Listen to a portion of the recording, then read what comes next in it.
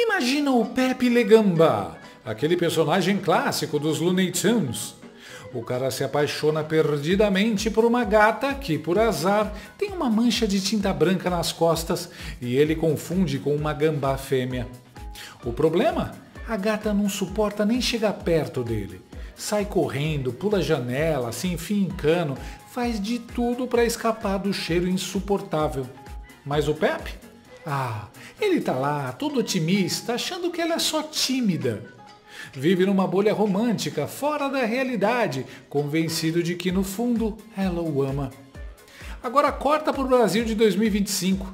Alexandre de Moraes, o nosso Pepe Le Gambá togado, tomou na cabeça a lei Magnitsky, foi carimbado de tóxico pelo Departamento de Estado americano. Tem um dossiê inteiro de acusações nas costas e Donald Trump já deixou claro que odeia o sujeito. Mas Xandão, igualzinho ao Gambá, continua confiante, acreditando que Trump em algum momento vai se comover e suspender as sanções. A diferença é que, enquanto no desenho a gente dá risada, na vida real é só constrangimento internacional com cheiro de enxofre jurídico.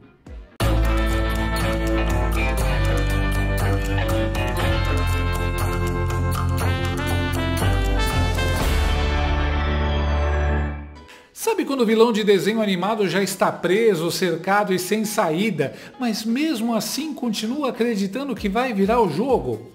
É o Willy Coyote segurando um guarda-chuva de papel contra a bigorna que despenca.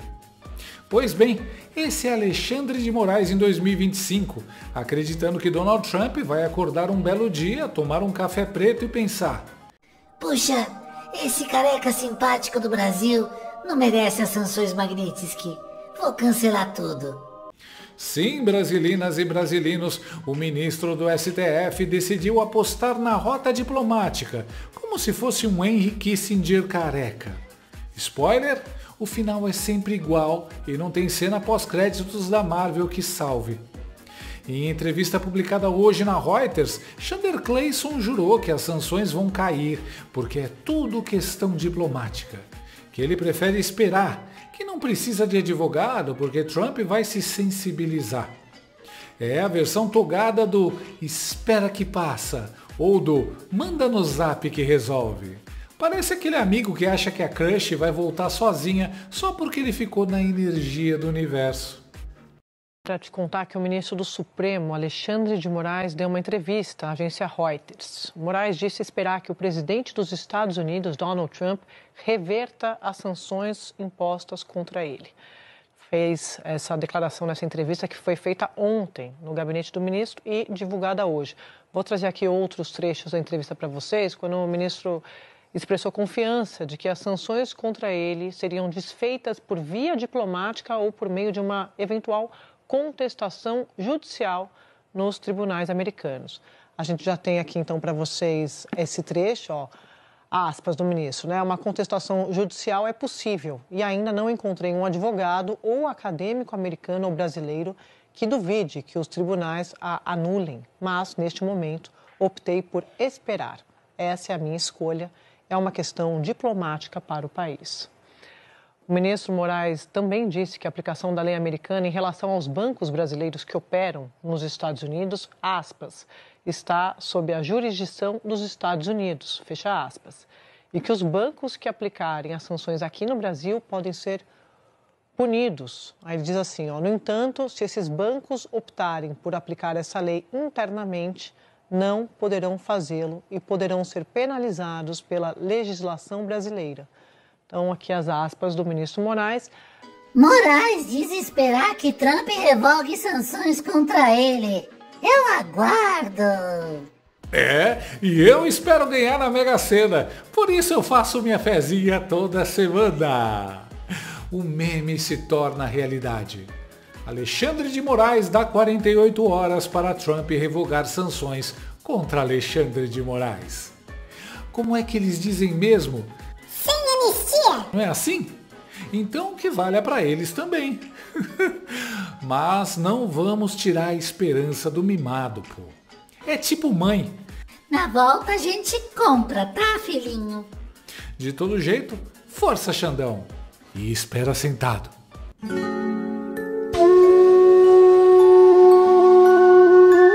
A reação mais impagável a essa falta de noção do cabeça de cotovelo foi a do Paulo Figueiredo.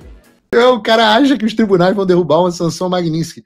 Eu peço, câmera 2, ministro Alexandre de Moraes, eu peço uma gentileza. O senhor está dizendo que não encontrou advogado acadêmico, seja no Brasil ou nos Estados Unidos, que não diga que suas sanções sejam derrubadas no tribunal. Então vamos fazer o seguinte, eu pago $100 mil para os seus advogados entrarem com essa ação e derrubarem uma lei Magnitsky. Eu pago $100 mil do meu bolso, não precisa nem recorrer às contas bloqueadas suas. Se você perder, você renuncia. Mas se você ganhar, eu pago $100 mil de honorários para advogados para você aqui nos Estados Unidos. Se ganhar, eu pago $100 mil de honorário. Sabe quantas sanções Magnitsky foram derrubadas na justiça americana até hoje? Entra aí no Google, faz uma pesquisa no ChatGPT. Eu acho que é um acordo justo. Eu estou botando o meu na reta, você coloca o seu. Você renuncia se não forem derrubadas. Coloque o seu destino na mão da justiça dos Estados Unidos. Eu não estou nem preocupado em cair na mão de um juiz democrata. Nem preocupado. Senta o dedo, capricha. Esse é o grau da confiança que eu tenho que as sanções Magnitsky montadas contra você são indestrutíveis. Não só são indestrutíveis, como, além do mérito em si, a jurisprudência nos Estados Unidos de não interferência dos tribunais no poder executivo do presidente são gigantescas. Então, tá feito aqui, eu sei que você acompanha o Paulo Figueiredo Show, tá feito aqui o desafio. Para quem não está acostumado com um judiciário imparcial que segue as leis em vez de usar a criatividade, deve ser difícil mesmo aceitar. Mas não dá ideia, o Zopidei não resolve mais. O homem está surtando, meu amigo. Ele acha que pode com a lei Magnitsky. Imagina quando ele ouvir falar da seção 301. Ele vai querer barrar e nós estamos tudo frito. Sem falar que ainda falta a bomba de um certo ex-assessor que está na Itália. E a história da entrada falsificada de Felipe Martins em Orlando. Tem tanta prova e acusação contra o Xandildo que compactaram os documentos em átomos. O detalhe, Xandecir está sendo acusado pelo governo americano de ser o líder de uma caça às bruxas contra Bolsonaro. E cá entre nós, chamar de caça às bruxas é até elogio. Pelo menos as bruxas de Salem tinham direito a julgamento. Aqui é só inquérito eterno e sentença pronta. Antes mesmo das sanções, Marco Rubio já tinha cancelado o visto do Xandão, dos parentes dele, da galera do churrasco e talvez até do cabeleireiro da sobrancelha dele. O motivo? Censura. O Nosferatu de toga resolveu brincar de Deus e mandou calar a Rumble, a Trump Media e todo mundo que ousasse discordar. Resultado, bateu de frente com a primeira emenda americana. O cara não consegue respeitar nem a Constituição brasileira e agora quer peitar a americana. É tipo aquele sujeito que não conseguiu dar uns beijos nem na vizinha feinha dele e agora acha que vai pegar a Gisele Bündchen. Chanderley ainda tentou passar aquele caô de que havia divisões internas nos Estados Unidos, que o Departamento de Estado e o Tesouro estavam relutantes. Sei. É como dizer que a Aliança Rebelde estava dividida sobre destruir a Estrela da Morte. No máximo alguém perguntou: será que não explode junto com o Darth Vader? Mas, no fim, a bigorna da realidade caiu bem em cima da cabeça brilhante do togado. E caiu bonito. O Tesouro Americano respondeu em nota oficial dizendo o seguinte: o Departamento do Tesouro e o Escritório de Controle de Ativos Estrangeiros, juntamente com todo o governo Trump, concordam que Alexandre de Moraes cometeu graves violações de direitos humanos. Em vez de inventar uma ficção fantástica, Moraes deveria parar de realizar detenções arbitrárias e processos politizados. Traduzindo? Careca, para de inventar fanfic e solta os presos políticos. Que coice! Imagina o quanto isso deve doer num cara que se acha um semideus e que não admite ser questionado nunca. Só que aí vem o golpe baixo. Chanderleia ameaçou punir bancos brasileiros que obedecerem às sanções americanas. Sim, o ministro decidiu oficializar. Se vai me ferrar, eu vou ferrar o Brasil inteiro! É o famoso sequestro institucional. É tipo Corleone, um poderoso chefão. Você não vai me ajudar? Então vai acordar com a cabeça do cavalo na cama. Só que aqui é mais tosco. Você não vai segurar minha conta, então vai tomar multa do STF. É, a cartinha da democracia que os banqueiros assinaram tá saindo cara pra caramba, hein? E o brasileiro, como é que tá?